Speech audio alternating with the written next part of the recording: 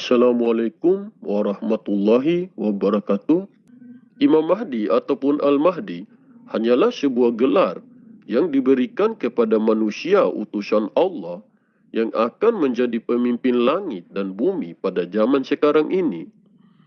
Banyak sekali umat muslim yang menunggu dan merindukan kehadirannya.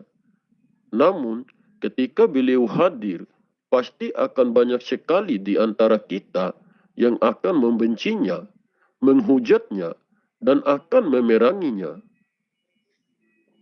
Karena menghindari hal semacam itulah, sang khalifah ataupun Imam Mahdi yang asli, sampai kapanpun tidak akan pernah menampakkan dirinya kepada semua orang, dan tidak akan pernah mengaku dirinya sebagai Imam Mahdi kepada semua orang.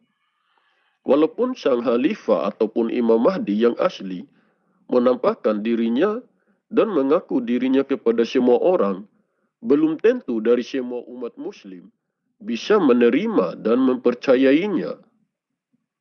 Jika beliau telah hadir di tengah-tengah kita, ia nampak seperti orang biasa, bukan ahli perang, bukan ahli hukum, bukan ahli kitab, dan bukan ahli hadis.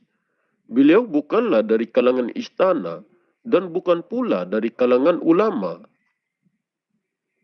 Sang khalifah ataupun Imam Mahdi berpenampilan seperti manusia biasa pada umumnya. Beliau tidak nampak seperti seorang ulama, walaupun keilmuannya sudah sampai ke tingkat ahli hakikat maupun ahli ma'rifat. Seperti sejarah ketika diutusnya seorang nabi dan rasul terakhir. Ketika baginda Nabi Muhammad SAW hadir di tengah-tengah bangsa Quraisy, tidak ada yang mempercayainya bahwa beliau adalah seorang utusan Allah yang akan menjadi nabi akhir zaman. Karena beliau berpenampilan dengan gaya seorang pengembala, bahkan pamannya pun sendiri tidak mau mengimaninya. Begitu juga yang akan terjadi dengan sang khalifah ataupun Imam Mahdi. Di saat itulah akan banyak orang muslim yang akan gugur keislamannya karena tidak mengimaninya. Karena kebanyakan umat manusia hanya mau melihat dan menilai sesuatu dari johirnya saja, dari yang nampak saja, dan kebanyakan manusia hanya mau dipimpin oleh seorang ulama yang jelas cara berpakaiannya dan yang dituakan.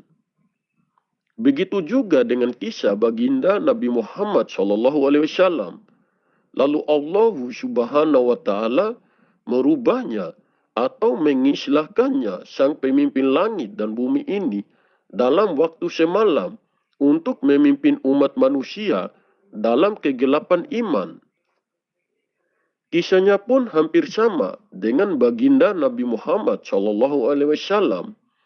Bahkan namanya dan nama ayahnya pun memiliki satu makna yang sama, yaitu namanya Muhammad dan ayahnya bernama Abdullah.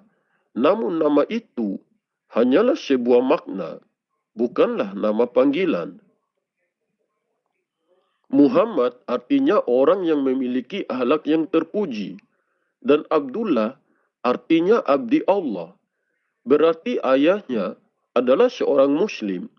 Berarti Imam Mahdi bisa bernama apa saja, namun kelakuan atau sifatnya maupun akhlaknya sangatlah mulia dan terpuji. Sejarah mencetak ke masa lalu, bahkan nama Imam Mahdi memiliki makna yang sama dengan nama baginda Nabi Muhammad SAW.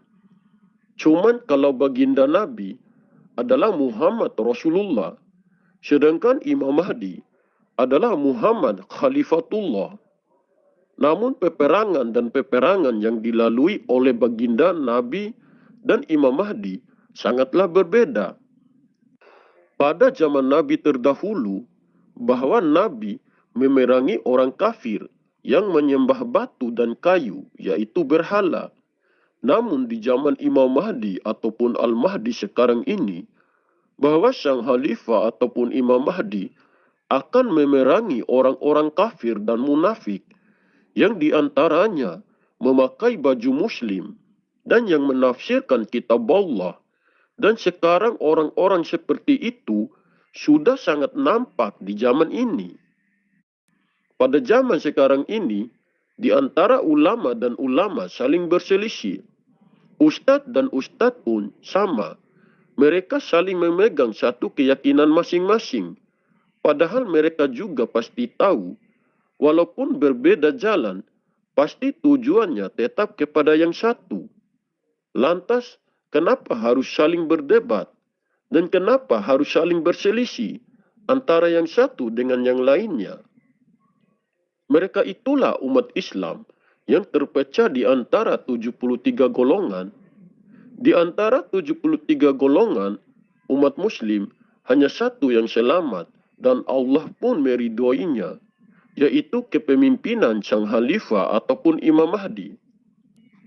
Karena pada zaman sekarang ini, sudah terlalu banyak dari perbuatan manusia-manusia munafik yang selalu menyembunyikan kebenaran dengan kebatilan.